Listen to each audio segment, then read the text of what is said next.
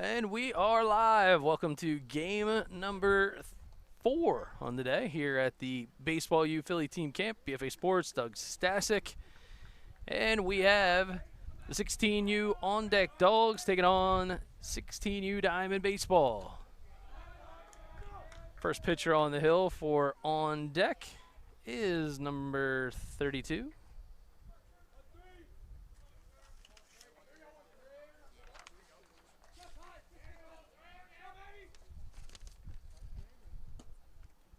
That's AIDAN CHEMOL, right-handed pitcher, 2023 at a Salesium High School, 6-footer, 172 pounds. As he faces number 13, Kidwell. Ball's over to short and over to first. That one is a 6-3 put out, as my brother from another, Al Fisher, had to attend his granddaughter's first birthday party to avoid divorce court and family court, probably.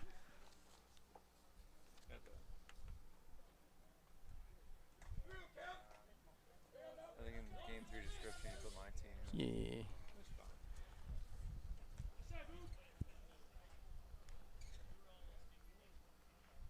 Ball is in and low. You want a college coach to be your color commentator? Be good. All right, so rolling right along. Chanel. The ball is fouled off. As Kidwell continuing to put up the good fight. Going to start in right field this afternoon. Now down to a 1-2 count. That ball peppered down to right field. It'll drop in for a base knock.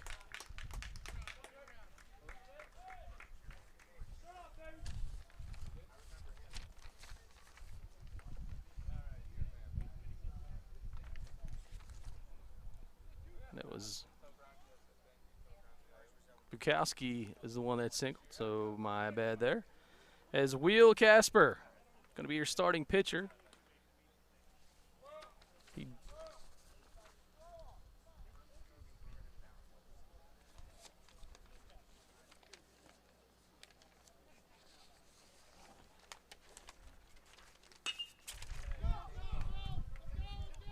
Ball is hammered down the right field line into the corner. Going to wheel around, and Will Casper easily going to stretch this one into a stand-up triple. So he turned on that pitch in a hurry.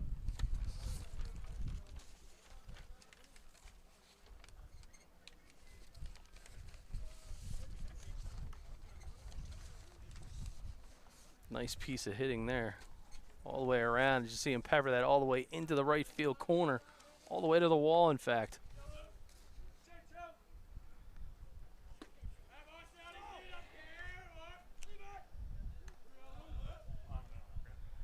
Back to live action. As AIDAN CHEMOL continuing to work. And it's number 2, your second baseman, Seldes.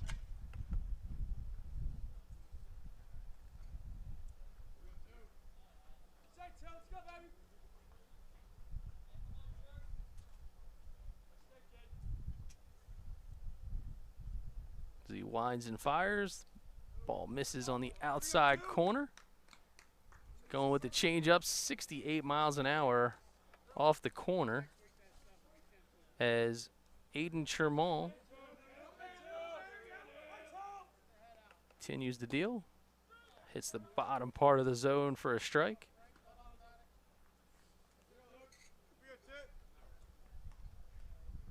Taking a good look there as Will Casper remains at third base. And it'll earn the walk. Heads down 90 feet. And that'll bring up the catcher, Bauer. Bauer batting in the 5-hole today. And he'll be catching Will Casper, who's down at third. As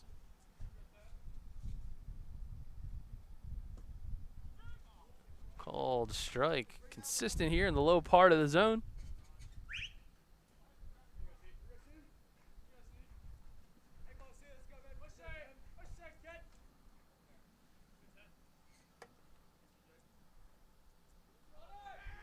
Runner goes. Swiping a bag, no problem. There is Celdez.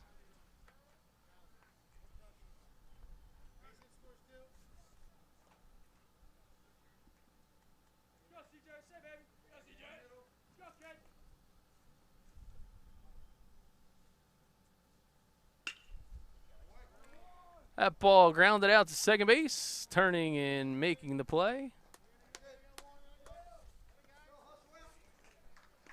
And that one will actually end the frame.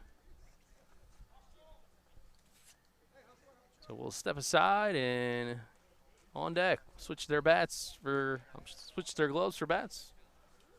And we'll be ready to go at the bottom of the first right after this.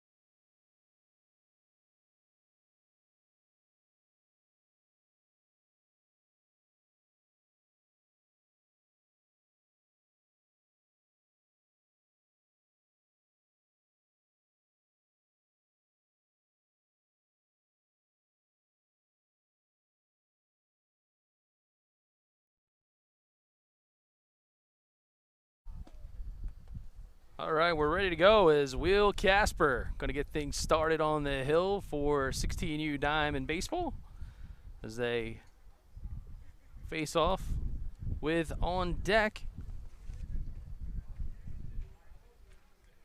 And leading off for on deck is going to be DINITZ, Samuel DINITZ, shortstop, center fielder. Will Casper, he delivers first pitch in the dirt, now 1-0.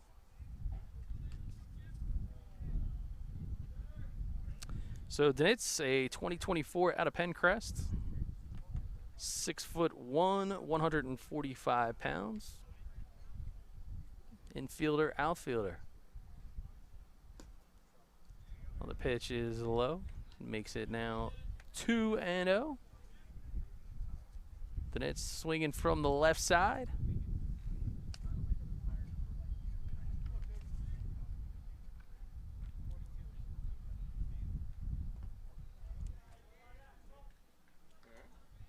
Three balls now. As Will Casper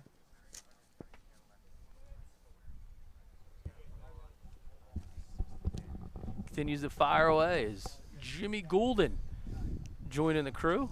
Yeah, I did test out Al's chair. It's very comfortable. Yeah, no, it's not bad. His wife got those for us for Christmas here in the off season. Oh yeah, wasn't it come from Santa Claus? Yeah, yeah. It's been mistaken from Santa Claus, but he figured he left a nice note from us from the Grange. But we're here at Del Val. Yeah, home of Kyle Lindsey now. Yeah, and he really got baptism by fire as he got a chance to find out what it's like to be the guy wearing all the hats in more ways than one. Yeah, getting it's almost like you said, trial right now for him, where it's like, okay, who do we got to go to for facilities, and it's getting ready for his college season. So number 14, Josh LILLIS. LILLIS digs in out of Sun Valley High School, class of 2023. 5'10", 180 pounds. He's teammates with little Vinny. Oh, is he? Yeah, Sun Valley. All right. Good old Vinny Proieto. Gonna see him this weekend? No, next weekend. Next weekend. Next weekend. Next weekend. Yeah, I have a lot of our 17s are down in Georgia right now playing with the baseball UPA national team. Very nice. Seeing a lot of updates down there at the WWBA. Seems like the guys are holding their own. Yeah, they're doing good. Brett Schneider launched a nuke earlier today. Oh boy, he's pretty good. Yeah, he's an animal, more ways than one. Absolutely plays the game at 100 miles an hour. Yeah. So Will Casper now delivers, gets that pitch fouled off by LILLIS.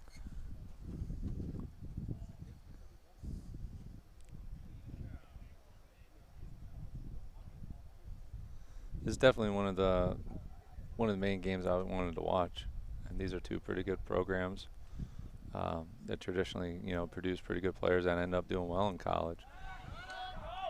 And they're both coached very well. Austin Morgan over there actually just got the assistant job at Widener University now. Yeah, we congratulated him just a short time ago. It was great to see him, but man, oh man, how the landscape has kind of evolved a little bit from last season to this one.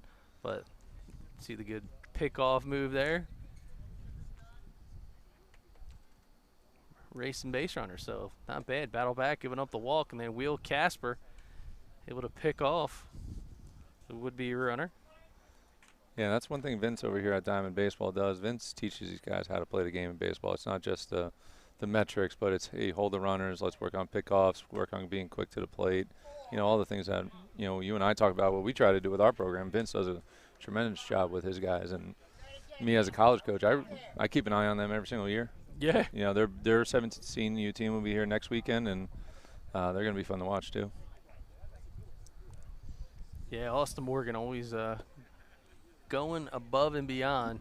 You talk about it too. Him now being at Widener, he was here bright and early before his team was, trying to get it all in and take a look at what some of these other teams had to offer, and certainly a lot of youngins this weekend. Yeah, and then they're going to do some good works over there at Widener. Kyle Burdick just got the head coaching job. Was the interim when LaRosa left, and we got the Westchester job. And it's step one in coaching is make sure you got good assistants, and I think Burdick's doing a good job with that. Build the pipeline. Will Casper pitches high. That one gets away. It's going to allow runner to move up. I can say that about Widener now because they're not on our side. They're not on your side of the conference anymore? Okay. No, they always do a good job. When LaRosa was there, they had a very sound team, and they just played the game hard, played the game right, and Burdick's going to just keep that tradition going.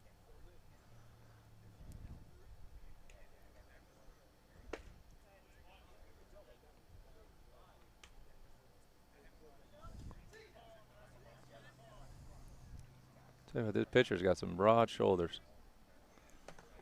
Got to. Yeah. It's got a good frame on him. Yeah, he crushed that ball, went all the way into the right field corner. Swing and a miss. So you pitch out the top of the zone, especially if you have a high vert. It seems like that he does. That jump ball just takes off. Hard to get on top. Healthy hack by Joseph VERREKIA at a Malvern prep. Kind of built a bit like your guy, Proieto. Yeah. Stands at 5'7", 145.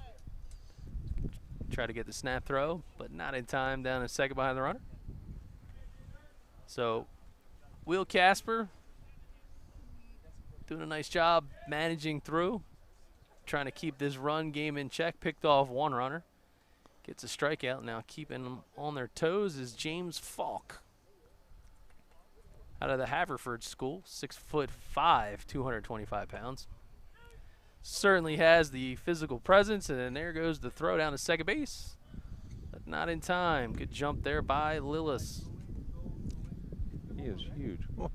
Yeah, that's why I was like mesmerized. I didn't even see the. They got the height on now? I didn't even steal. Yeah, 6'5". That's what I was just saying. 6'5", 225.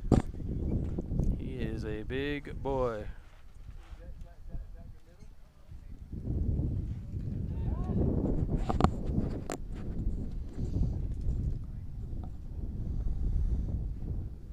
Tell you you what, I'm not minding that cool breeze. Listen, considering how things were when we were up in Scranton just the week before last, and then how the day was yesterday with the battle in the monsoons and crazy weather, and then you guys had the Bull Durham thing overnight here. Yeah, it was. The water being left on. Yeah. That's something. I would paraphrase that scene, but I think there might have been some swearing. Yeah, nah.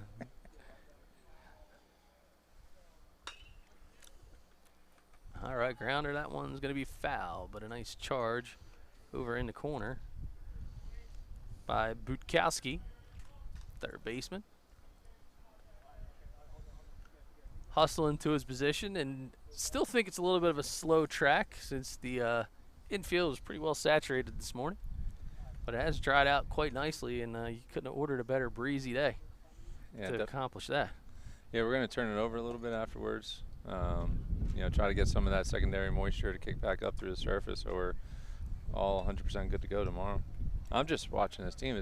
These are two 16U teams, and just looking around the field, these guys are got good size, good frame. Yeah, you got some athletes out here.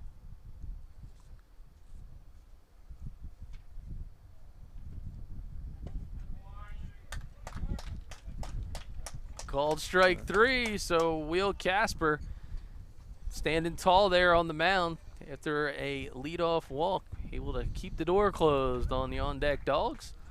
So we're through one. We're headed for the second. You're watching the BFA Sports coverage of the Baseball U Philly team camp here at Delaware Valley University.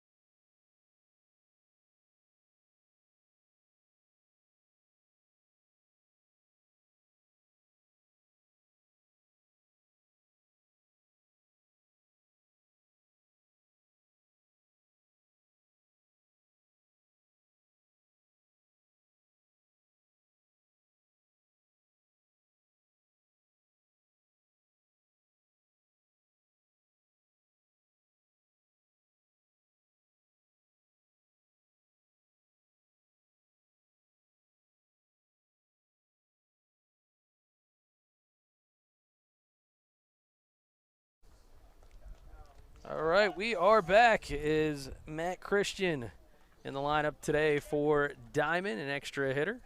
Still on the hill for on deck is AIDAN CHEMOL out of Salesium, 2023. 6-footer, 172 pounds. Settled in a bit after getting through the top of the Diamond order. Again, sitting here with Baseball U Philly leader, director, coach, president, little everything. custodian, a little bit of everything. Groundskeeper, Jimmy Goulden. No, we've been taking in some of the athleticism that we've been seeing here early, but a group of 16-year-olds, both sides of the field, both dugouts, if you will. So Chernal continuing to work his way around the zone. The ball was up in it, but fouled off by Christian. And I'm going to have to go out on a limb and guess that Matt and Mike are twins or brothers. We're both. I'm going to, yep, probably both. All right. Matter of fact, this is Mike. That ball is hammered and going to drop. So one heck of an effort out there by the right fielder. We're on deck watching it on the BFA replay. Does a great job. Hits fastball, recognizes break ball, hold the hands. Doesn't try to do too much with it, but that's just, you know, what you got to do with as soon as you commit your hands going forward, you're committed to swing. He did a very nice job of holding his hands and then just driving it to the right side. Kind of like hitting with the emergency brake on. Yeah. Driving down the street like, oh, there it is. I'll get it anyway. So his brother Matt Christian now steps in. Looks to be a little taller. Mike leading things off. Arguably, someone's faster to the dinner table. That ball is popped out into shallow right field. This one looks like it's going to be corralled and caught. So good work there by number 20, Joseph VERREKIA out of there, out of Malvern Prep. Showed some good hustle. Prevented what could have been a potential double. So he caught that on a slide to stop Mike Christian's ball from advancing, but he manages to get under the pop fly from Matt. And so Hobson now. He'll dig in. Extra hitter.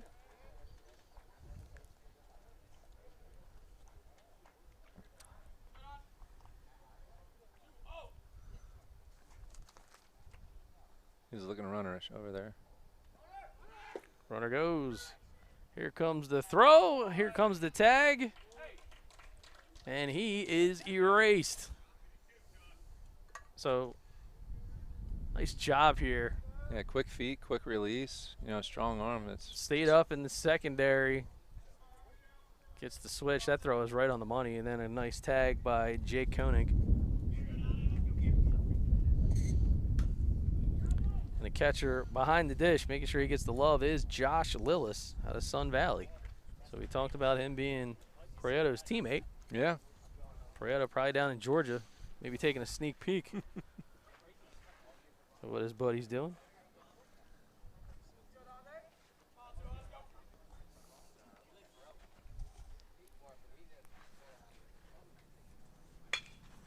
And that ball is grounded to short. Over to make the play and make the throw to end the frame. The 6-3 put out, so a good defensive inning and a nice one on the mound by AIDAN CHEMOL in his second inning work. Not sure if we'll see him for the third, but if not, the 6-footer, 172-pound, nice job flooding the zone. And it'll give 16U Diamond a chance to trade in their bats, grabbing their gloves. And it looks like it's going to be Toots Wheel Caspar coming back out for another inning of work.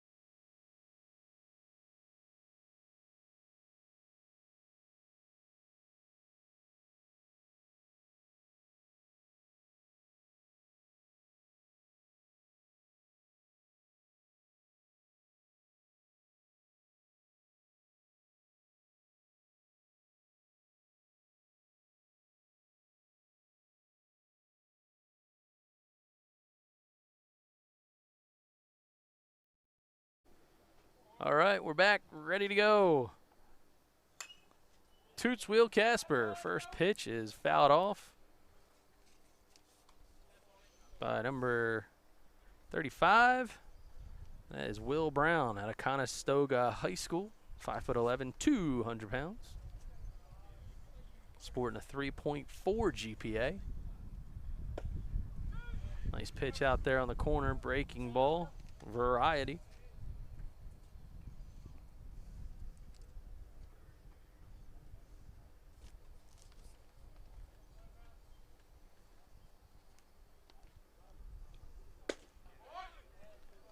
And he rings them up, called strike 3.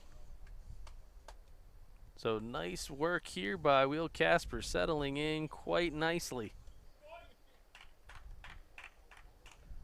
Good look at him. And Jimmy, you talked about the broad shoulders on that young man. You can get some torque going. First pitch, swing and a miss.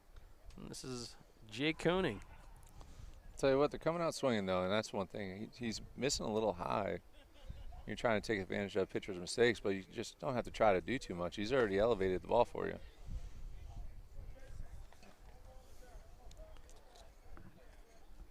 So Koenig.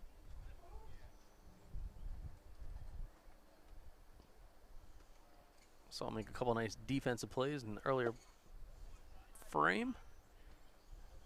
And looks like Will Casper gonna have to sign a lease agreement with the way he's renting that outside corner right now early in this one, because he is staying a while there. That ball is up and out of the zone. Velo sitting pretty good, 78, about what he's averaging. Saw on his last pitch.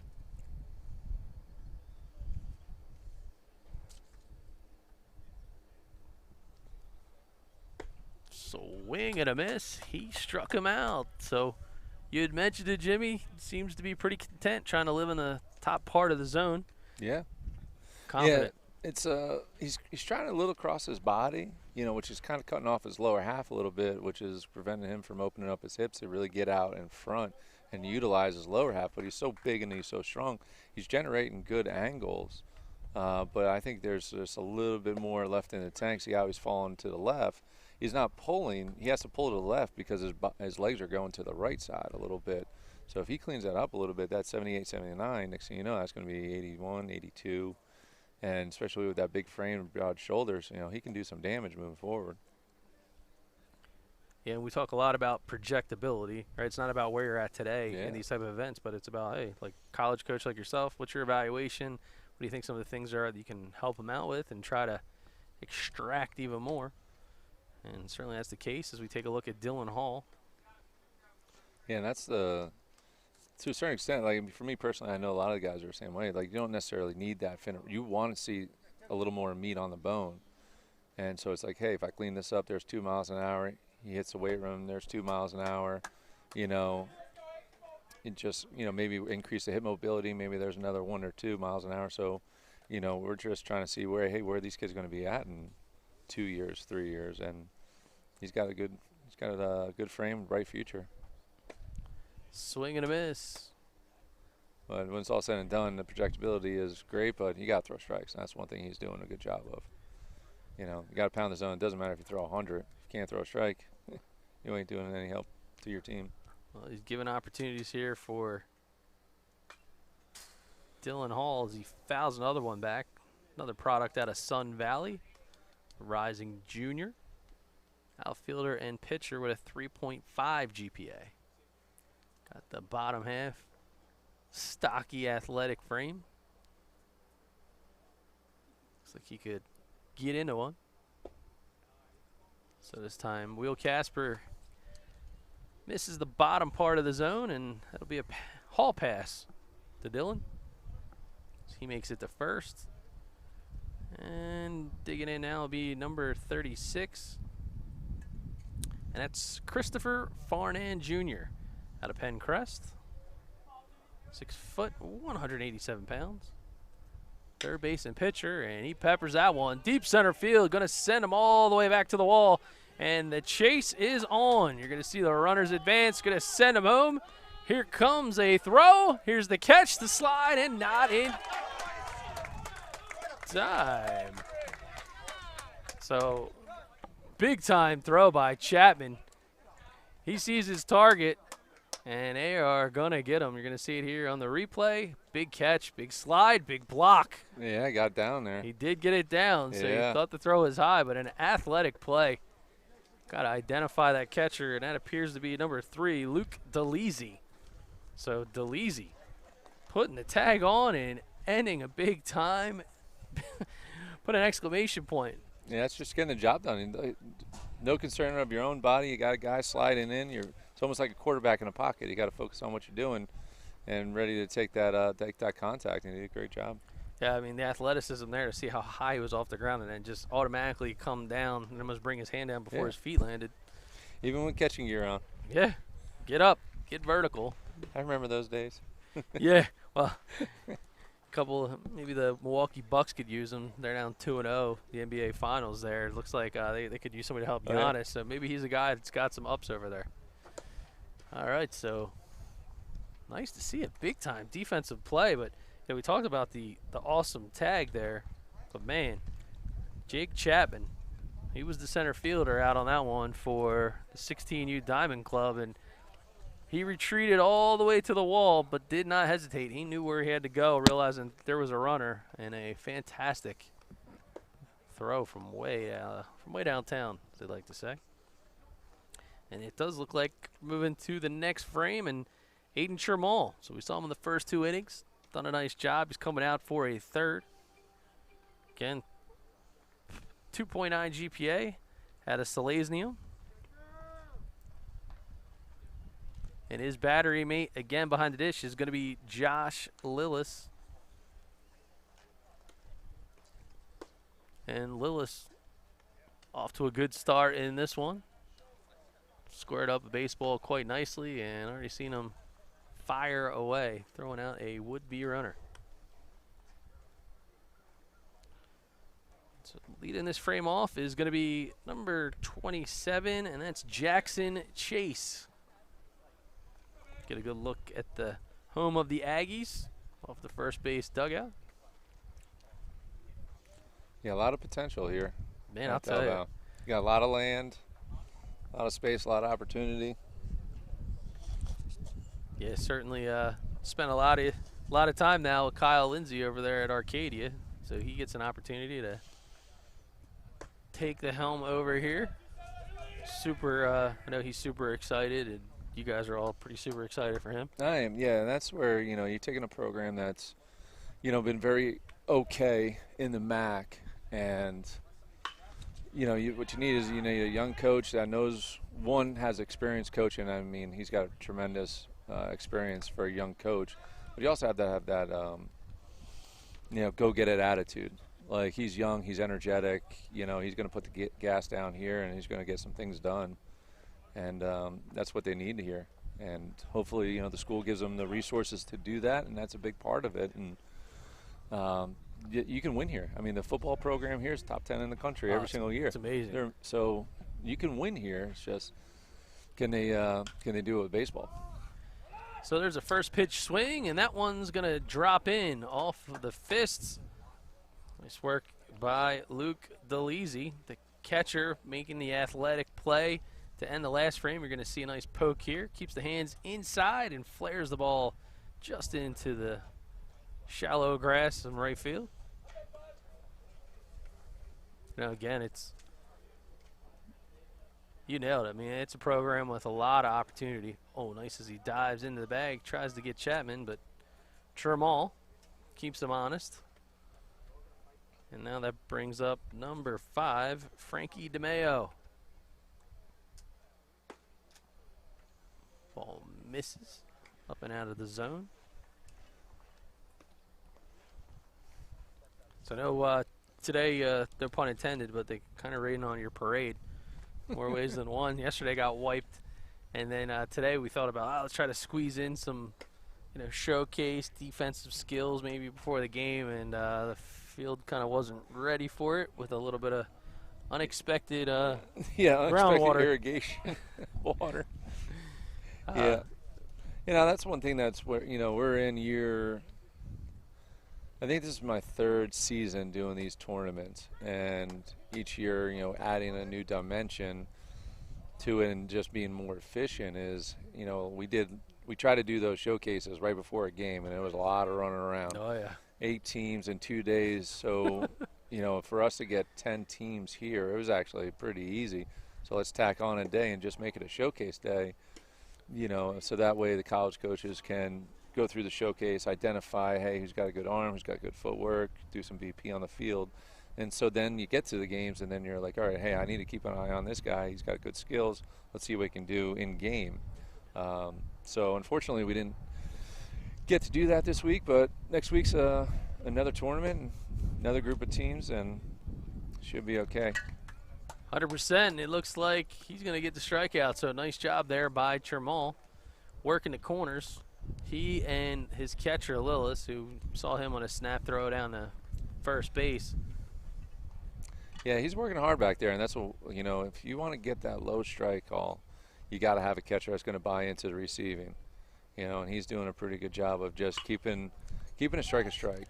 That ball is pounded to second base, making the play and making the throw. So a nice job again, Jake KOENIG out of Pencrest High School. Been holding it down in the 4th spot over there, also known as second base. And on deck, giving their pitcher confidence that they will make the plays if he floods the zone. And CHEMOL did it again for a 3rd consecutive inning. So we're going to take a quick step aside and hit the reset button. But for the college coaches watching, we will leave the shot open. So you can see next pitcher warm up here for Diamond.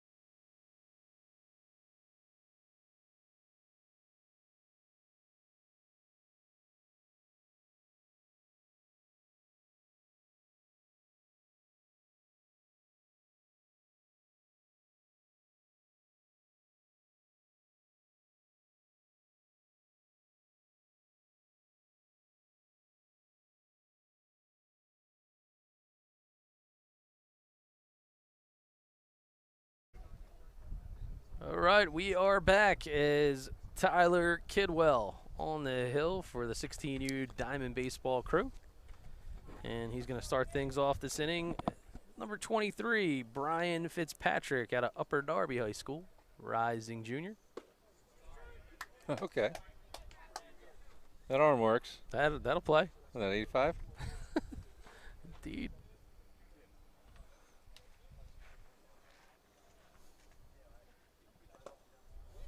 That ball at 82 from Kidwell. So he's opening some eyes.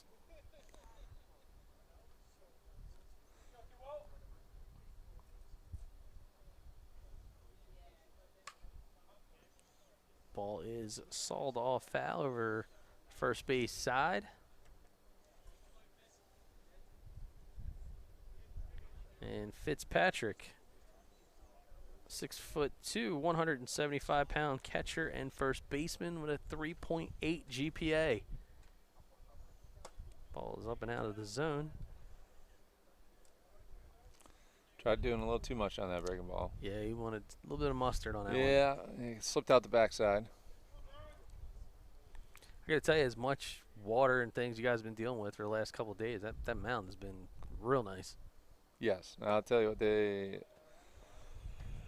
that is a lot of red clay, and that's some good stuff. Good product they had on there, and it's holding up pretty well. And that was the one thing Lindsay and I were talking about. I know some places put like a mat, like a hidden mat on there, but if you got a good mound that can hold up with some good clay, ooh. That ball's knuckled, flared, and caught. Nice hustle play over at first base by number 34. And I'm going to guess that's Cook.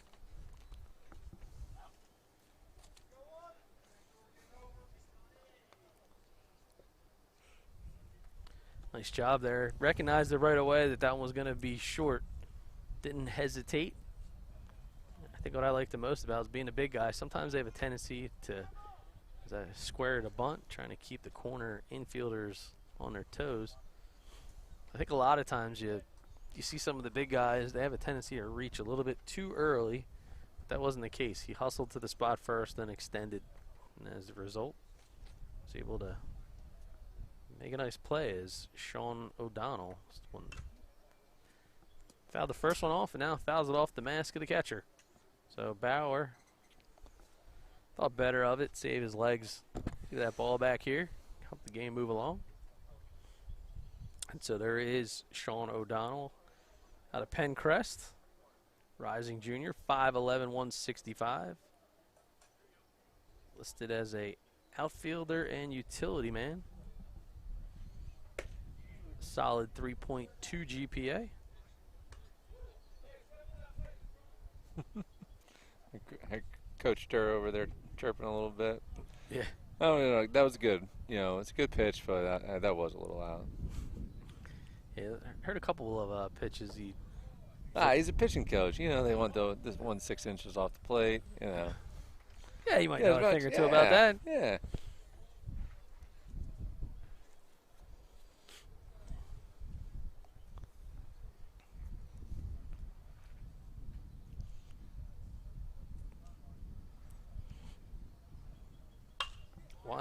Fires that one, is a grounder. Short over to first. Nice stretch by Cook and a nice play by Mike Christian.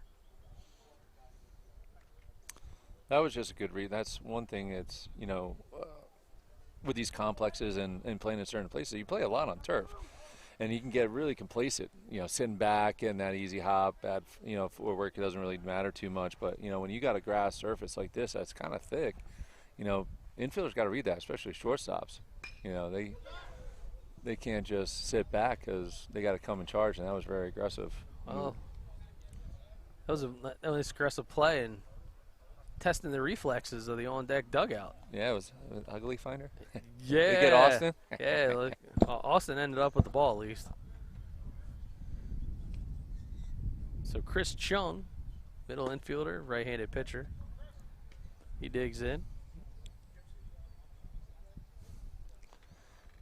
I'll tell you what, this kid's going to be pretty good pitcher. He is right now, but I mean, he's got the frame. He's got the frame, and the arm works. Everything else just kind of breaks down on him. The front side flies a little bit. The back side, really not much drive. He just really has an athletic, loose, whippy arm, and that's where he's getting his velocity. He learns how to put it together and gain some muscle in the weight room. Man, he'll be an upper 80s pitcher. By the time he gets to college. Because that arm slot and that arm whip. That plays. Yeah, nice block back there by the catcher Bauer. Squared up those shoulders real nice. Use that chest protector to keep the ball in front. That ball is weakly grounded over to first, and that's going to be a seeing eye single. It's kind of got caught up in the saturated turf. Yeah, if we were playing golf, those would be circled in red for a free drop or whatever. Well, a couple of hours ago, it had a shop vac on top of it. Yeah. Can't say you see that every day. Oh no, it's funny. We're sucking it up the shop vac, and the next thing you know, the water just keeps coming up out of the ground. Eventually, we actually had to dig a hole just to see what was going on, and that's what it was. It was just, it was all saturated in the ground. Lowest place it has to run. But I'll tell you, man, you guys did one heck of a job to get this field playable. Nah, that was Lindsay had shorts. He had to take his shoes off. He would have ruined them. Like he was barefoot almost all day yesterday, just playing around in the water and trying to get it off. Just so that let the one thing to hear, you get the breeze. The breeze is really helping. Yeah. 80-mile-an-hour strike called to Sam DINITZ. And give you between hitters, maybe we'll give you guys a quick look of what this field looked like just about 24 hours ago.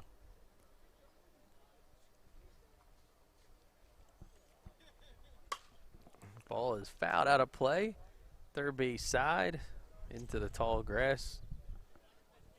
Looks like a links course. This where golf. Some thick brush over there. Well, they got the big degree here is turf management, and so for some of their projects, they actually do putting greens. Oh, no kidding. Yeah. Wow. Runner goes. The ball is driven into center field, going back, and making the squeeze is Chapman. So nice job there by Chapman, showing off the range, staying confident, and I actually love the way that he rounded the ball because he was setting himself up as if he were to have a throw. He would be in a good spot to make one, as we saw him throw an absolute laser to get an out at home in the last frame. But speaking of the field yesterday, there she is. That is the head coach, Lindsay of Delaware Valley University. And Jimmy Goulden, looks like you were the photographer. Yeah, it was a good photo op. You had the suck pump or shop vac. Shop vac, trash cans. I mean, you guys look like you've done that a few times. Well, the thing is, we didn't have a hose to automatically kick it out over the field, so we had to use those buckets, fill it up, open it up, so we're not moving the shop vac every single time. And it was just a nice little system we had going on there. Man, 2-man crew.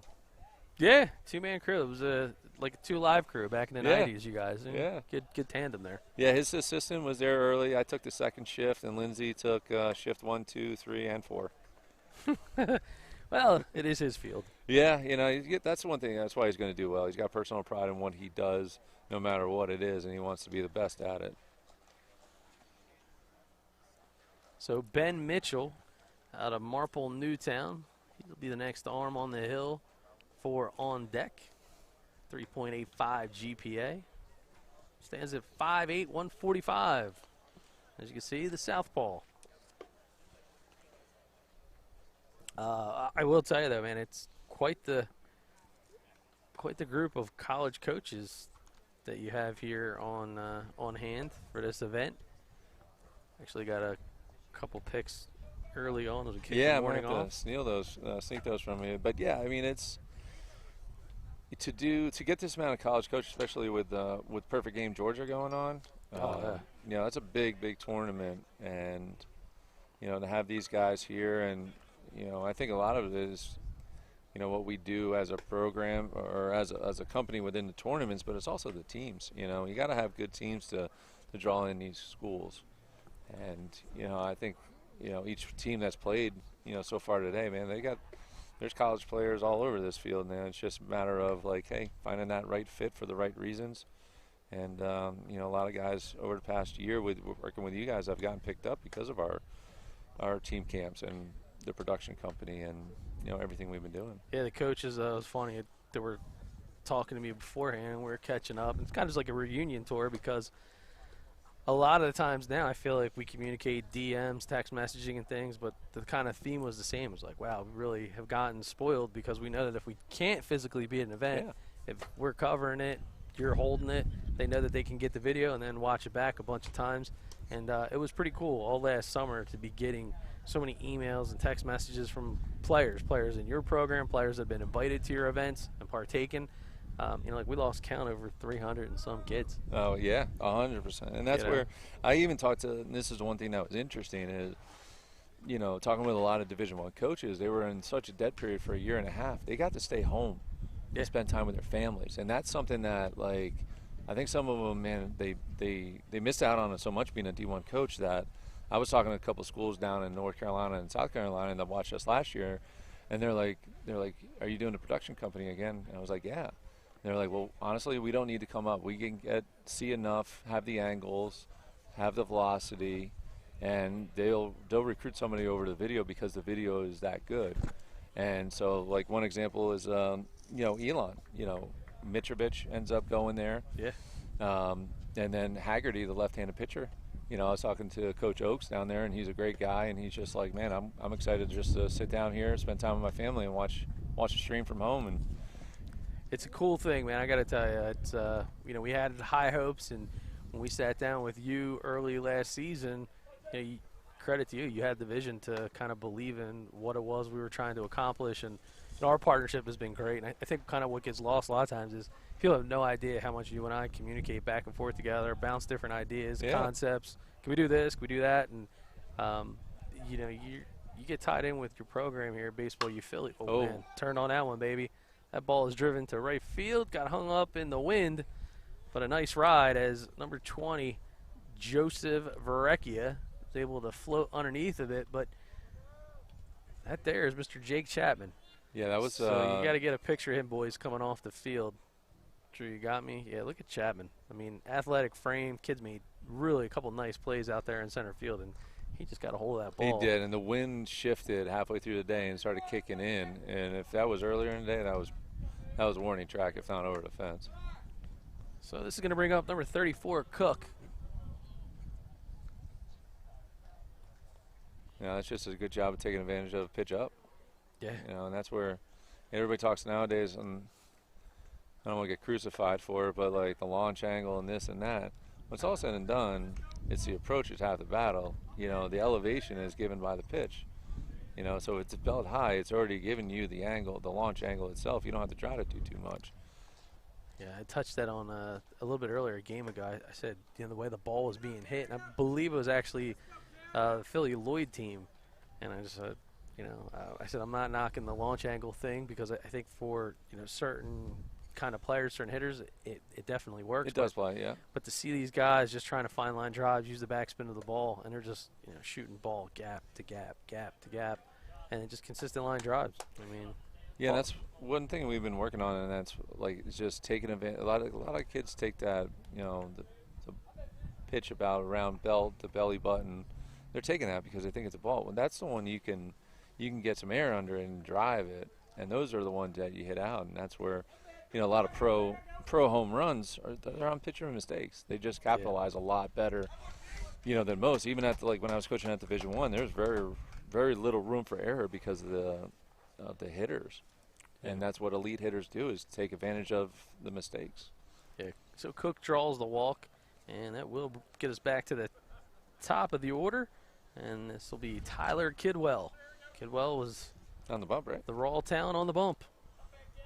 Touched 85.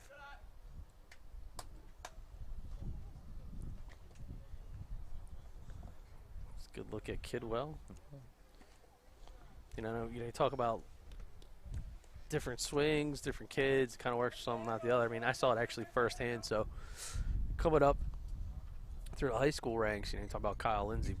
He's an alum of St. Augustine Prep, which is a perennial powerhouse over there in South Jersey. So, both my boys played in that program. My older son, I mean, he was one of those players, and I know you talk a lot about like Pennsbury that's out here in Pennsylvania, and he was just one of those kids that he had to make a splash in order to keep his spot on the team when he was going into his junior campaign, and he decided that he wanted to go, with the launch angle thing, and kudos and credit to him. He kind of changed his approach. It worked really well. My younger one, also St. Augustine, 2 years as junior, he no chance because he was just a brute force power hitter. But that traditional down to the baseball, get through it, worked extremely well for him. But same, I coached both of them all the way up, had that kind of same experience. But it is amazing how one kid to the other can be a big difference. Yeah, I mean you can't just. Because physically, a lot of the hitters are, and baseball players in general, and this is still with pitchers and hitting, is you can't cookie cut, because this kid is stronger than this kid. That's a tough one for the first baseman because he doesn't know he's going. Somebody's got to call out on that Yeah, one. now you'll see it right here, actually, on the snap throw. But, hey, catcher Great does his snap job, throw. comes right up. Lillis throws down, and really, at the angle he caught it, it was the only play he had. Yep. So follow through on it. Yeah. Good heads-up reactionary baseball there. And Kidwell ends up drawing the walk anyway. So it is now runners at first and second. But, yeah, going back to your point, you know, it's like Baskin-Robbins. 31 different flavors perhaps. But at the end of the day, you got to be kind of true to yourself, and you got to be committed. A lot of times I think sometimes it gets a little unnerving when you see kids that they're trying to commit themselves to get something done, and then if they don't have the success they're looking for right away, they tend to go back, or they tend to kind of go back what's comfortable. And I think coachability and willingness to kind of try new things is one of the things a lot of these coaches, from a collegiate standpoint, you guys are always looking for, because I could be speaking out of turn, but there's got to be plenty of times where you kind of hard to break old habits, especially when you're dealing with like 18 and 19-year-olds have been doing it for years. Yes, 100%. And that's where it's that instant. So many people are so used to instant, to a certain extent, instant gratification. Good ball, grounder through the left side, and here comes the throw. We got to play at the plate. Not in time. It's going to be cut back to third, and they can't come up with the ball. So Diamond Baseball Academy applying some pressure with the base runners. And you'll see a hard ground ball gets through the left side instantly. See Coach telling him, hey, go, go, go. Here comes Cook. He scored all the way from second base. Throw was there. Yeah. And then Lillis comes up, and you know what? We've seen it now 2 or 3 times from the catcher that he's actually just stuck with the program. He's trusting his instincts, trying to make plays. Throws have been there. They've been on point. Another good one there from Lillis, but got to give credit to the Diamond squad. They're hitting the baseball.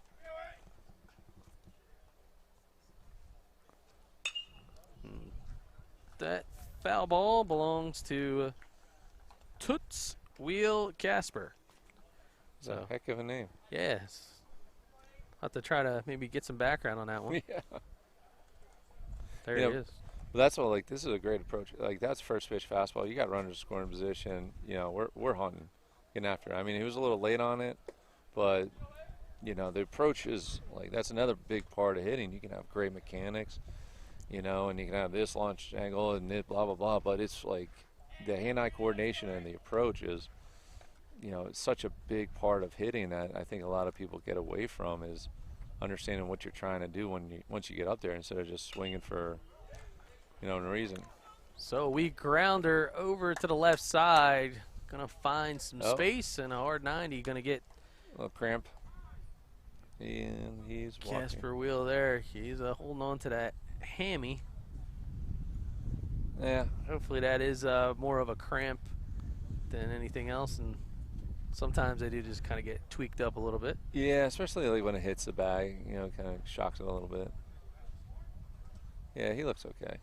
So Will Casper going to leg it out.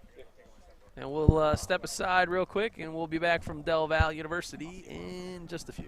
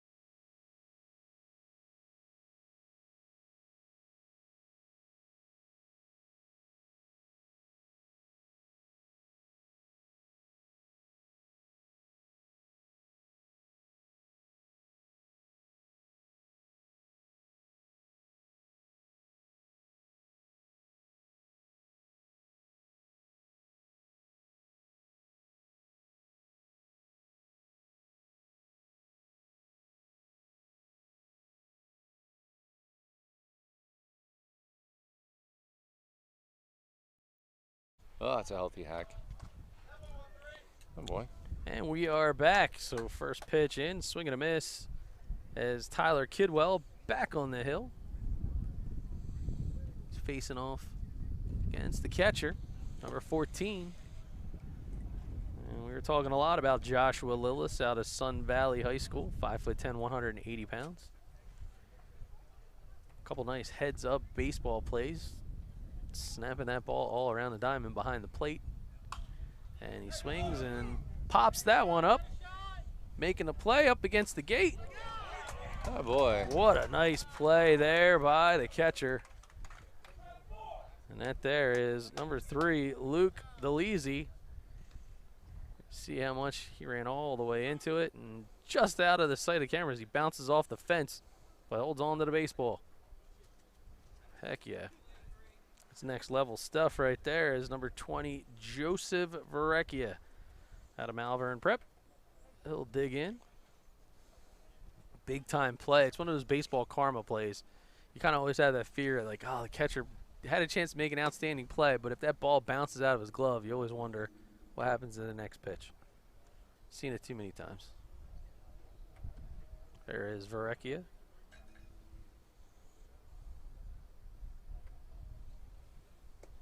Ball down and out of the zone. Again, Kidwell, nice athletic frame. Topped out at 85 today. Yeah, and that's one thing. Look at his frame. He's got long legs. He's got he's got some more growing into it, I bet. That pitch, it's 78 miles an hour, swing and miss. You know, and it's one of those things too. You can tell there's a little bit more elasticity in that body, so you can get a little bit longer. It looks to be pretty quick up and quick down. The knee. Oh. Ball is inside. VERREKIA.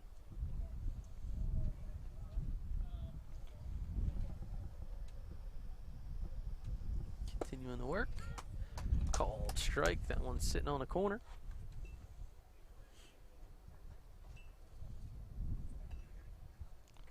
Oh, boy. What do you got? I got about 45 emails I have not checked. That's good. Yeah. I know that feeling. Yeah, it's more about the, just kind of, well, the funny thing is it's, a lot of it was we had tryouts over the last week and a half, and we actually had to add one to this week, Tuesday. We've probably had, I would say, even 3 tryouts. We've had about 175 kids trying out for our organization, and it's just a testament to, I think what we're doing, and it's getting a lot of attention. And then, with the rains last week, there was district playoffs. I can say there, big guy. So James Falk takes one off the inside. He's going to trot his way down to first base. He wants to show off his speed. Blazing. Blazing. I couldn't even get on the laser. That was just tore it up. Yeah, well, that's one to be the one addition that, we didn't do 60s in the showcase last year. Mm-hmm. But in the second round of BP, and you and I talked, is, I like nothing wrong with the 60s. I know it's old school, it's a tradition, but, I don't think that's necessarily true baseball speed. So in our last round of BP, we're going to have the guys, go home to first. Because that's a time, I think, sometimes that is important to a college coach. I actually do a lot of steal times. Yeah. Take it yourself, that boy. The shuffle to second. He's going to first, and they get him. Nice job there. Turn in 2, courtesy of Diamond 16U Baseball Academy. That's quick hands by the second baseman. Good hard play there, Christian. Nice flip. Gets it over to second base and Seldis. And then how about Cook? Able to hold on to the bag. So the old 6'4" DP. Pitcher's best friend. Yeah, no doubt about it. And, we'll kind of stay here. So, Jimmy, we talked a lot about some of the things that we work on and that we kind of go back and forth and different experience. You mentioned 175 players that are trying out. So, we're kind of in the same camp. So that's where I'm always saying to you, hey, give me more feedback. You being a college coach over at Arcadia, the guys that are always here. And so to make it a better, more engaging type of experience for the coaches that are here now, just as much as the ones that are watching. And so we're going to be busting out a new production trailer. Yeah. And so the game plan is to have monitors that are mounted outside the trailer, big awning over top of it, so the coaches can kind of watch more video if they see fit. Meeting area that they can talk to players, pull them aside, have a little bit of air conditioning when needed, observation deck. So we're looking to kind of up our game too, because again, the partnership that we've had with your program in particular has really kind of helped put us on the map as well. But we got big plans with Baseball U Philly. If we kind of look at the calendar, not just in the summer, but we're already we got looking at the fall. Yeah, we're going back to Lancaster Barnstormers. Tremendous stadium. Those people are awesome. Then you have the concession stand out in right field. I can't remember what the name of it was. Broken Bat or Broken Bat, yeah. Oh, yeah, that place was good. Yeah. And then, talking with, Joe Bound over at the Grange, Joe doesn't really want to do the big field tournaments anymore. So that could be the permanent home of, our team camps. And he'll just rent it out to us because it's a great setup, good location, parking's great, and plus they have, even more food. Oh, yeah. That does a great Food job. always seems to be important to us, right? Oh, yeah. And that's the one thing with the trailer, getting back to the trailer, that's big is, I've been in these college coaches situations. They're here all day. They're 5 games just like you, and they got to be locked in. They don't want to miss a kid. So to have, good food, good experience. Hey, we did a midday coffee run just to keep the caffeine going. And we ask a lot of these college coaches to, be here for 5 games. That's 2 hours, and so we got to take care of them, and that's to fill our events with good college coaches. I think it's pretty easy right now because we are taking care of them, and then the addition to the trailer for them to go in and, hey, I really like you. Let's have a sit. Let's talk about the school, and boom, in a trailer right there on the spot with air conditioner. Yeah. I'll take that. And I'll tell you what, my dad's dad's going to take advantage of it. Your dad, man. He's coming out of retirement. He's going to cook. Chef Golden. Yeah, he's going to cook for next week. Any chance he's going to bring spicy mustard? I figure I just have to ask. Yeah, he can. I think he might have some for the hot dogs. Some golden spicy mustard. Yeah, one day he's going to be hot dogs. He's going to make some chili, and then he makes these red onions. Oh, they're delicious. Nice. But yeah, I mean, for him to hang out and have a little place for us to go eat lunch is nice. So that ball is. Oh, we got that on the line. Put into play, but a little PFP there by number 16 Butkowski. I'm sorry, that's Mitchell. It's on deck. Ben Mitchell. Nice job by him. This is Bauer, this catcher, right? Yeah. Yeah, he's been doing a great job back there behind the plate. He looks like a fire hydrant, this guy. He is built like a tank. Yeah, it's definitely one. If you're going to be a catcher, and you got to be 100% bought in, because you are going to get beat up. You're the hardest. I think the catchers are the hardest workers on the baseball field. Because not only are you doing all those physical work, you got to be locked in when it comes to hitting. And it looks like he's putting in time on both ends, and it's going to be a good complete player. That ball is flared out into the left field side for a base knock. And that was a nice shot there by Bauer. I was talking to Coach Tom Fiala over at Washington College, and he was kind of mentioning a little bit of the same thing. There's a big commodity there. If you can find a catcher that can manage the game, stay sharp mentally, and then he's able to hit.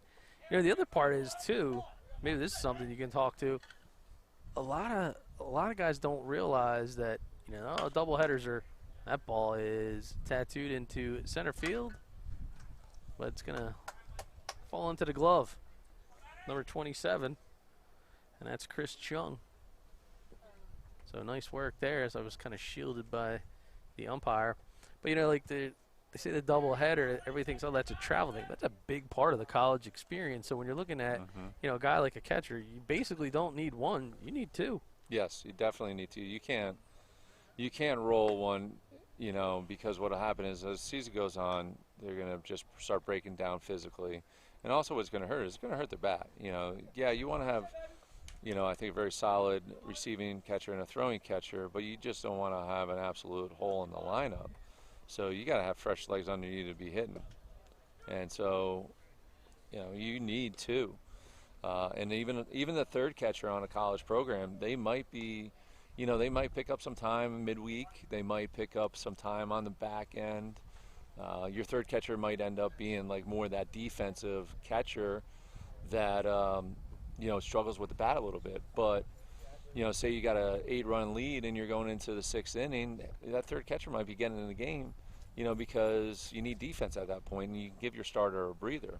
And so, to understand and that you want to be a complete hitter, but you still got to put the catching part first, because that's such an important position. Because if you can't catch and throw, I mean, guys are just going to run all over you. Pitchers are going to be throwing more balls, because you're not keeping the strike a strike. Free bases with the dirt ball reads, that's just like, it's a very demanding position, and it's unselfish because you don't get the credit for the win, the pitcher does. Yeah, it's there's another ball driven into center field. That's going to drop in for a base hit. So a little bit of a windshield out there. Yeah, the wind's different kicking variety. inside. Yeah, It's just like kind of holding everything in the park, and this one's falling in front of a lot of these fielders. Because we saw, as you watch this, I mean, looks like you got a good swing on that one. That just an Christian, but it just, well. Which is funny because on Tuesday, when we had tryouts here on Tuesday, actually, I had a 15-year-old kid with a wood bat was putting him out on a warning track. Now the wind was blowing to left field, Right. but I guess it can carry here with the wind's right. So that'll bring up number 20, Dante Hobson. Hold on a second, my coach is calling me. Coach is calling.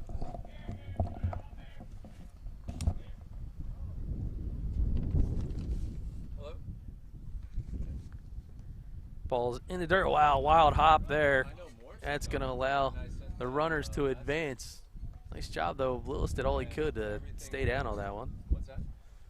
Again, you're watching BFA Sports coverage of the Philly team camp here in Delaware Valley University, home of the Aggies. Yeah. I'll text. I'll text you. I'll text Tom today. All right. I have no clue. Oh, it did. Not sure what's going on. All right. Yeah, I know, but still, this is principle. They're not playing. All right, sounds like a plan. That's it. Ball misses out of the zone there.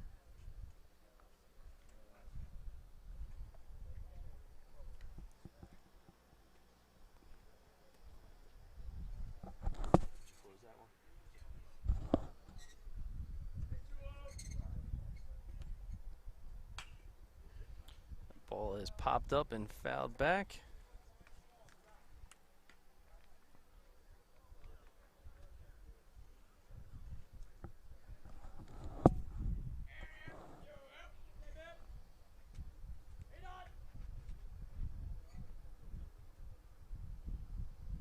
As Hobson continues to fight here against Mitchell. That ball is popped up, foul and out of play. Sails over the first base dugout. How much time has this been going on? 1:16. So we got 45 minutes?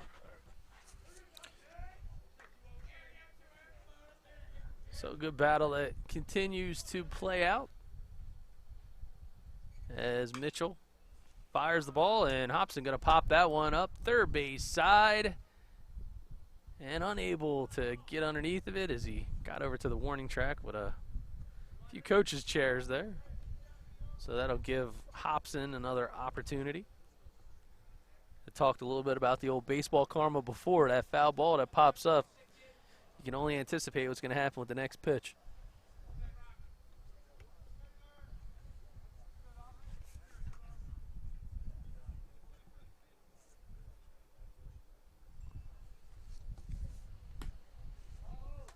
He was able to hold.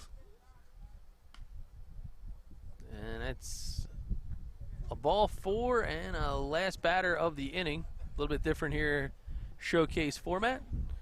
So we will take a short break, but we will keep the camera here so you can check out the next pitcher as he warms up. You're watching BFA Sports coverage of Philly team camp here from Delaware Valley.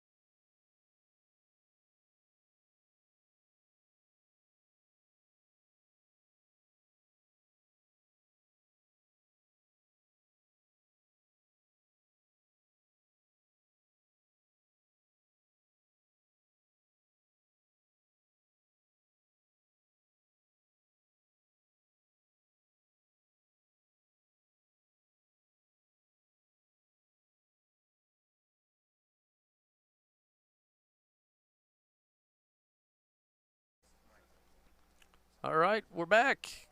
Just like that now. Throwing number 41, that's Morris. He's in on the hill. Left-handed pitcher for Diamond Baseball Academy 16U. And he is taking on a guy that's been busy at second base, and Jake Koenig out of Pencrest. That ball hammered over to third base, but making the throw and getting the play. Not in time. Good hustle there and showing some acrobatic moves as you see the hustle.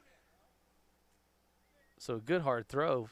Takes Cook off the bag, tries to get the tag, and they say he didn't.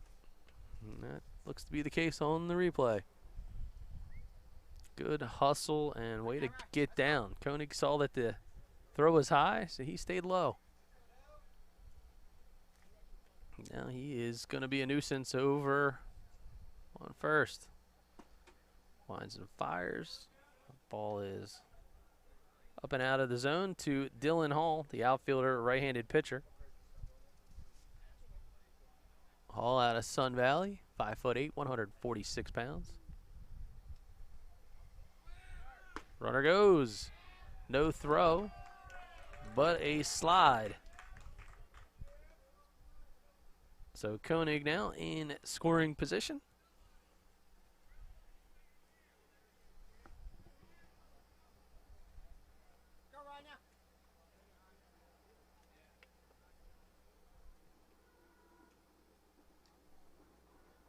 Winds and fires.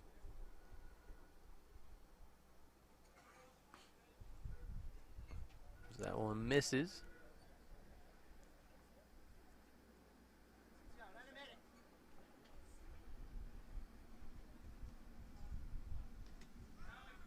Runner goes again. Here's the throw from Bauer. That one's on the money, but he is in there. So Koenig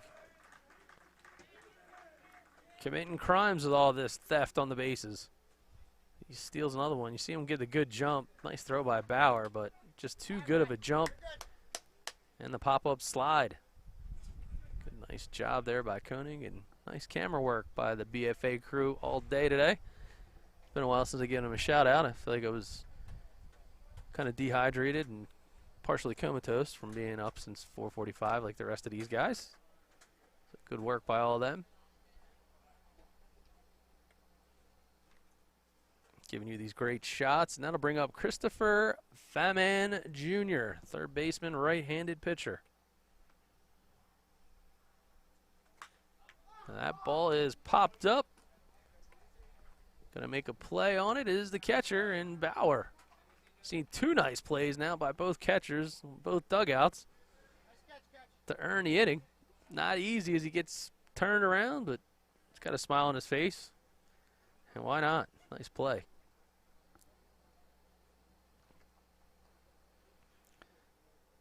So now stepping in will be number 23, and that's Brian Fitzpatrick, 6'2", out of Upper Darby.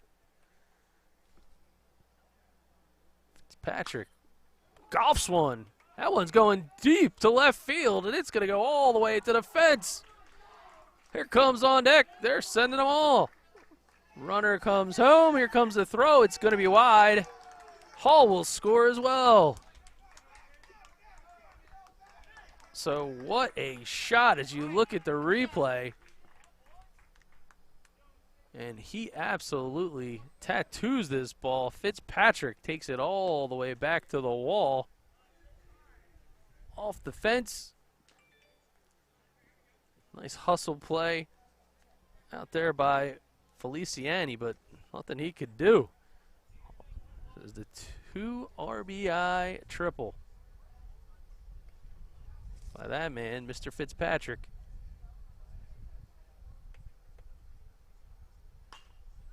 And that ball is fouled. Third base side.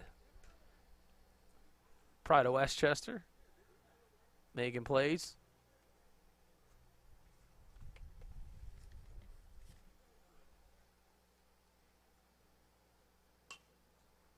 Another ball fouled out of play. That one into the long grass over the third base dugout. That's number 21, Sean O'Donnell, outfield utility player. And Morris's pitch didn't break the way he had intended. O'Donnell, a Penn Crest, rising junior, 5'11", 165 pounds, with a 3.2 GPA.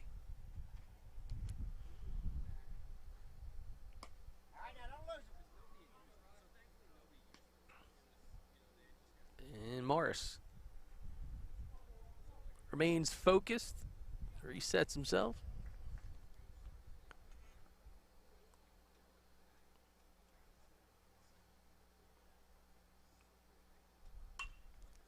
That ball also fouled out of play. And also into the long grass over the third base dugout.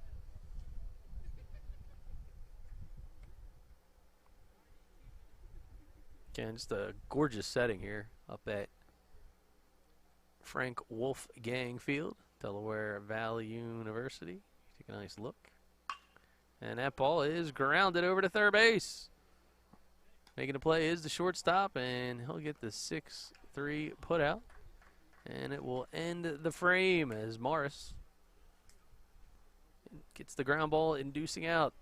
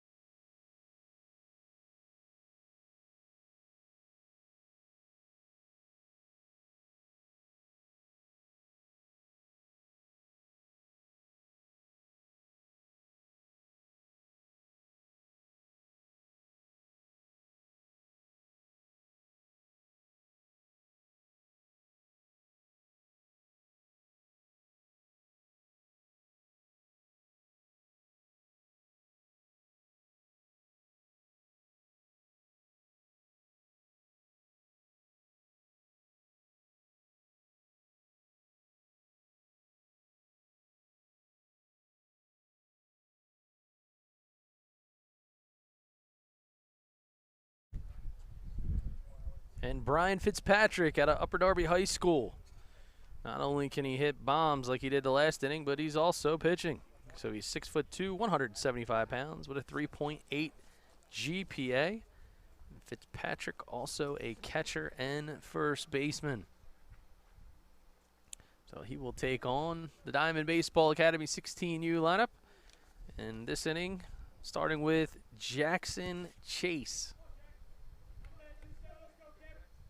So there is Fitzpatrick. There is Chase.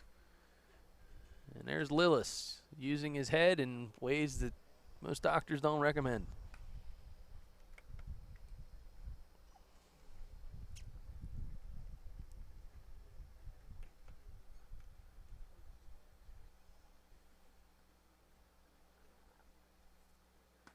Ball is up and out of the zone.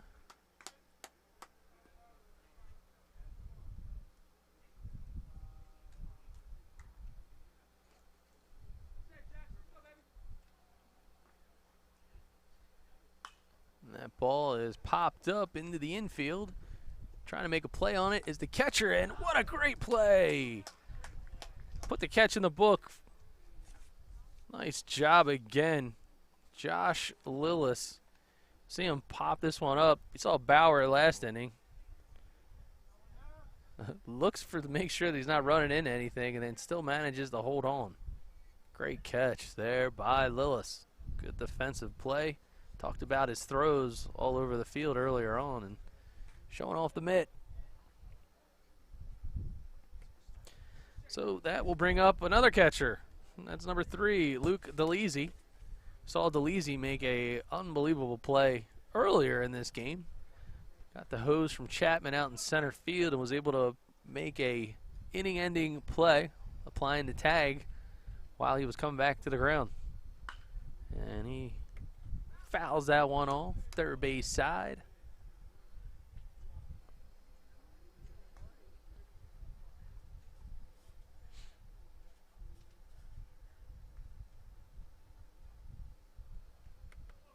There's a look at DeLisi. Lines and fires. That ball just a bit inside.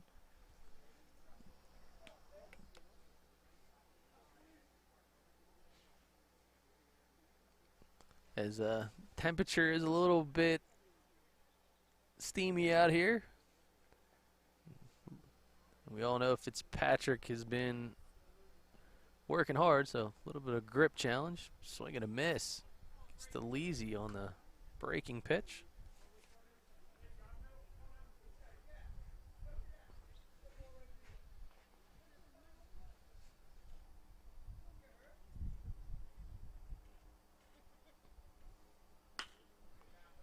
That ball over to short, over to first, and he gets him just in time. So good hard 90 by DeLisi, but even a better nice backhand stab there by the shortstop. And that was number 42, Sam DINITZ. So DINITZ showing the defense. Stepping up was number 5, Frankie DeMayo. Frankie DeMayo, he goes to third. Why not? Over to first is the play, and they get the out. So a clean inning. See it on the BFA replay. Ball got to third in a hurry. Cat-like reflexes in the corner. Dylan Hall. Even though he's playing the hot corner, keeping things cool. We move ahead. It'll be Morris back on the hill for Diamond right after a break.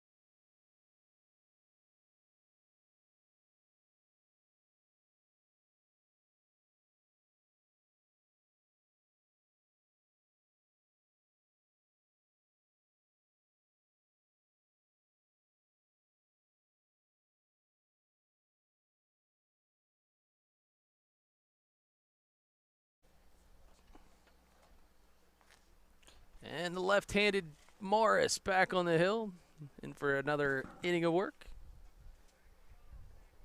He'll start things off against Chris Chung of Upper Darby High School. And Chung grounds the ball right back up the middle. That one is going to go across the diamond. And making the 6-3 putout is Mike Christian. Wasting no time. Chung sees the strike. Bottom part of the zone. Nice moving pitch there. And Morris all smiles as Christian makes the putout. So with one down in a frame, head over to the left-handed swinging Sam DINITZ. DINITZ, he swings at the first pitch. That one's popped up over to shortstop. Christian makes the call and the catch. Back-to-back plays in the frame for number 51.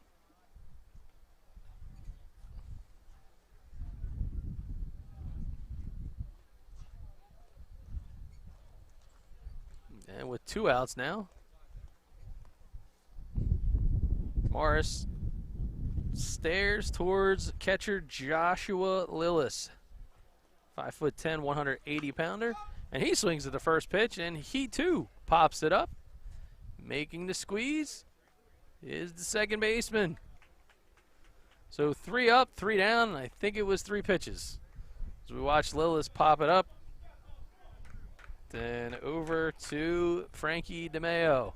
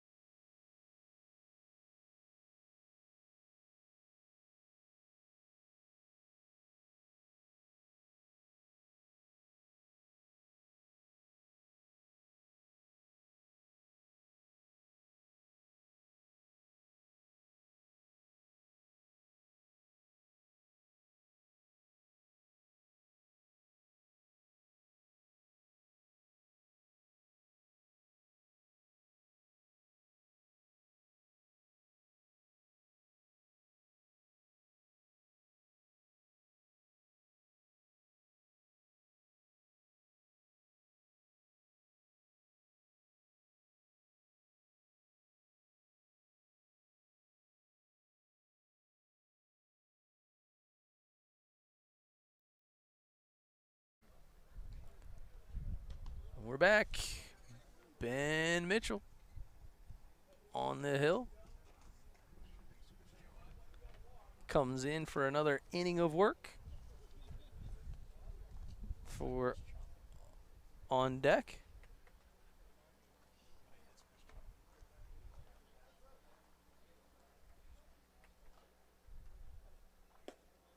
Oh, actually, I am wrong. That's Chris Chung at Upper Darby on the mound. My apologies, Chris, as Al Fisher would say. It drives me nuts when he says I apologize. I can't believe I just said that. And that's a chopper. That's going to be back up the middle. Hard play, charging and making it. The shortstop, 42, Sam DINITZ out of Pencrest on the BFA replay. Watch him stay with it all the way through the baseball. Firing away.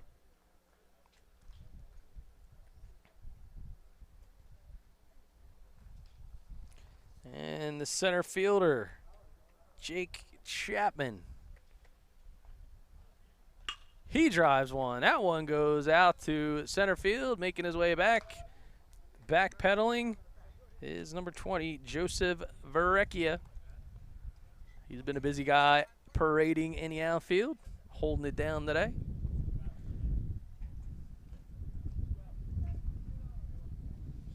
And that'll bring up the first baseman. That's Cook.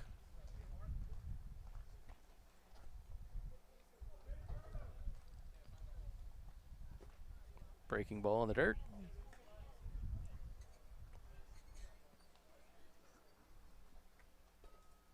Coach Austin Morgan encouraging his pitcher to continue to pound the zone, work some of those pitches. And he's got Cook now with a strike after that foul pitch. Another breaking ball. That one misses.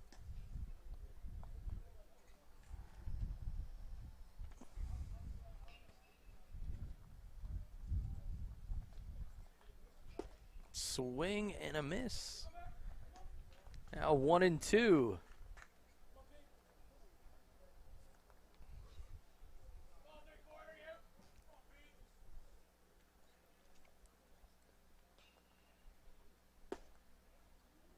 That 50-50 pitch just missed.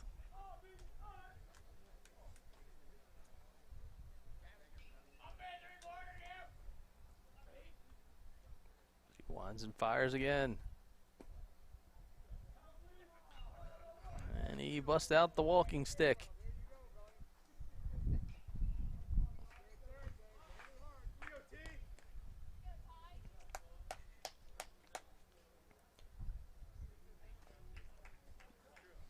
Back to the top of the order is Tyler Kidwell. He steps in and fouls the first pitch off.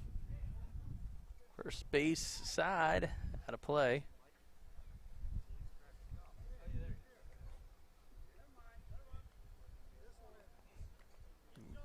Get a look over there, Mitchell trying to keep Cook in check.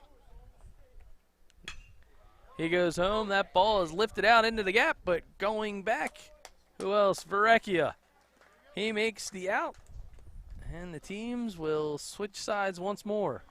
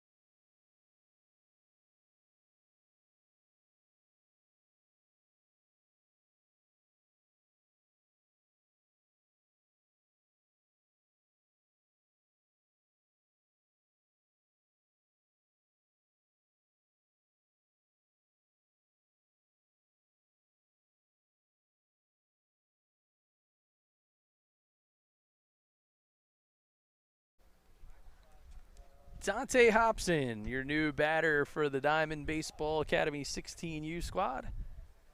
As we head to the final frame, leading things off will be the center fielder, Joseph VERREKIA.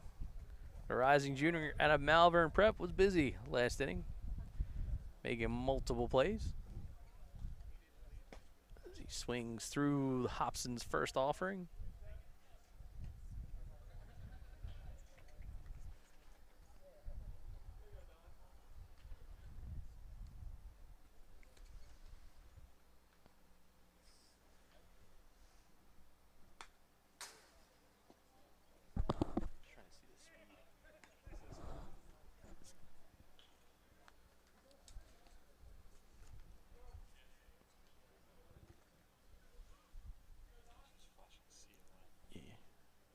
We'll check out his speed right here after this pitch.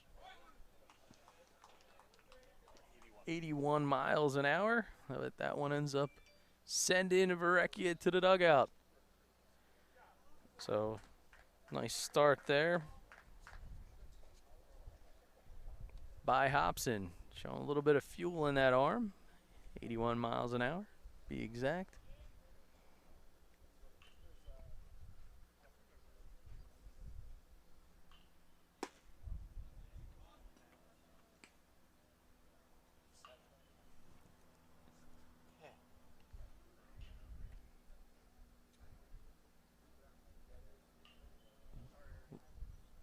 Keep you abreast here of the swing and a miss on the breaking pitch. And that was a nice offering there to FALK.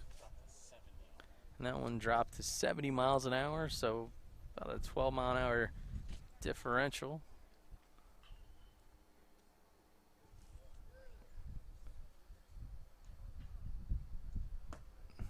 Leaves that ball upstairs.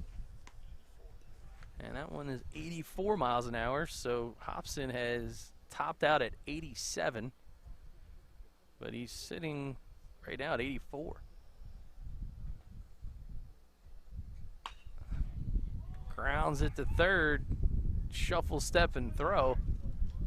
Making the play after a nice stretch is Cook. And a good one by Matt Christian over in the corner. Helping out the defense. Backing up his pitcher. So 2 outs now. As Hobson continues to deal.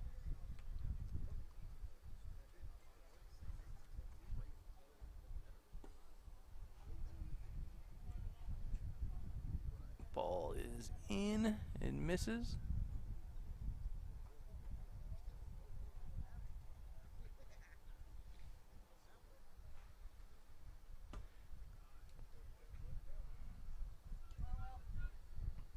Two and 0 now to the big target, and that is Will Brown out of Conestoga High School, 5'11", 200 pounds, corner infielder. Brown boasts a 3.4 GPA.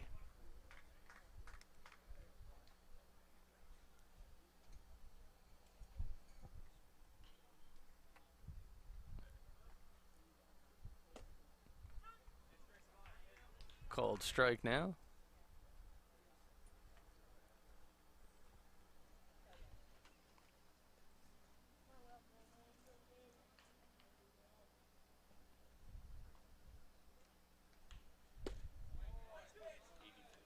.83 miles an hour. So Hobson,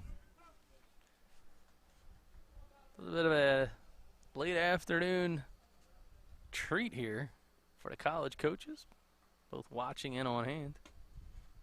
And this ball misses, so a 2-out base runner as Brown draws the walk.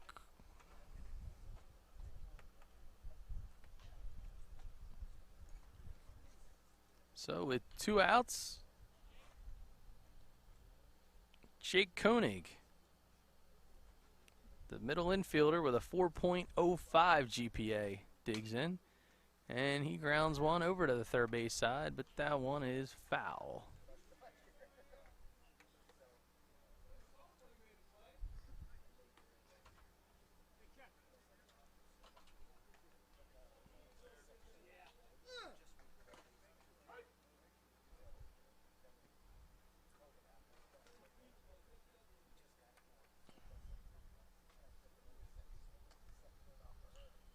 And again,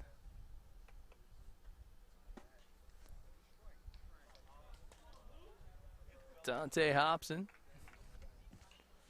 staying in the mid-80s here. Although that last pitch was 78.